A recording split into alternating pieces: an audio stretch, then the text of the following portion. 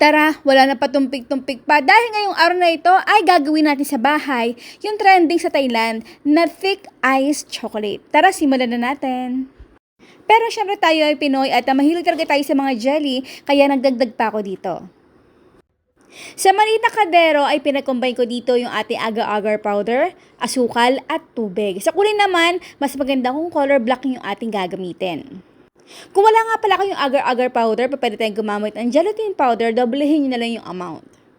Pakuluan lang natin ito ng isang beses, ilagay natin sa molde. At intayin lang ito na mag-set. Pwede nyo ito ilagay sa ref. Next, ating gagawin naman yung ating thick chocolate. Pero dito guys, nagdagdag ako dito ng Milo or any malt powder na available sa inyo. Kahit anong brand ay okay na naman din yun.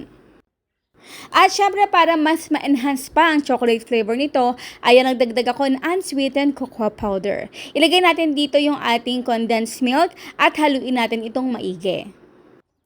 At syempre kapag nilagay natin dito yung ating condensed milk, ay maya-maya ay mahihirapan na tayo dito maghalo-halo kasi super thick nga ito. So naglagay lang ako ng dahan-dahan ng ating hot water.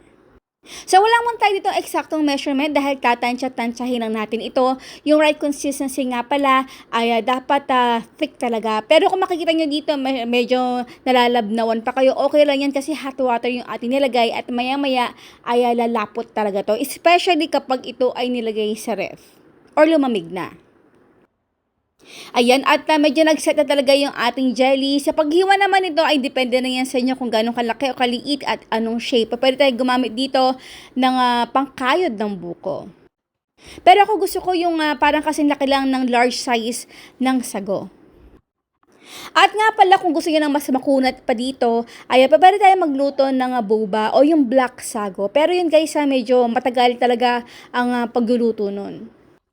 Next, ito yung pinag-combine ko lang ng powdered milk, full cream milk at ng ating tubig. So, kung wala naman kayo ng powdered milk, pwede tayo gumamit ng evaporated milk or liquid milk. Pero ito yung pinakamadali kasi napakadali lang yung bilhin sa any store. Meron naman talaga tayo mabibilhan nito.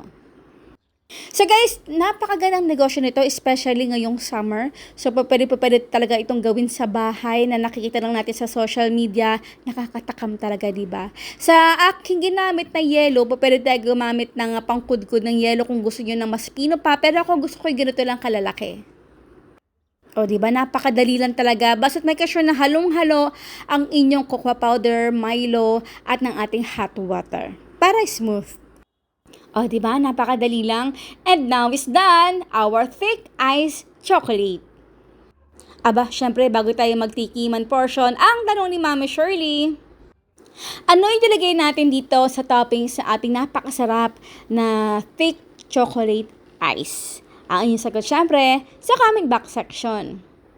Kung kayo ay nag-crave at dalawa lang kayo sa tao or kahit kayo isa lang ay magagawa niyan. Kaya sa isang baso, paghaluan niyo lang yung mga ingredients at meron na kayong maiinom na katulad nito. So ayan po guys, maraming po salamat sa inyo lahat. Ang ating outro, keep safe, be healthy. Excuse me po. Be healthy and be happy. Bye!